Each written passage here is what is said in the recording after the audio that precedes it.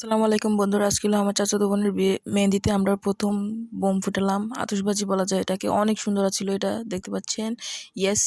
তো সকাল সকাল, এখন প্রায় সকাল সকাল বলবো না, এখন দুপুর হয়ে গেছে।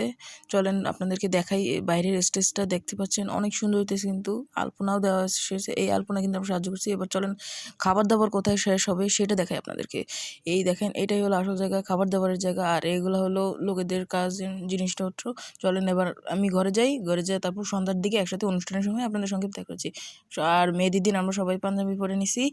আর এই গেটটা দেখেন কত সুন্দর হয়েছে, অনেক সুন্দর হয়েছে। বাসাটা অনেক খুবই খুবই সুন্দর লাগতেছিল, অনেক সুন্দর লাগতেছিল। এই দৃশ্যটা বারবার এদিকে এসে দেখতেছি। এটা আমার আসলে এটা আমার ফুফাতো ভাই। আর এদিকে হলো রান্না করা হবে। আর স্টেজটা আপনাদেরকে দেখিয়ে দিলাম।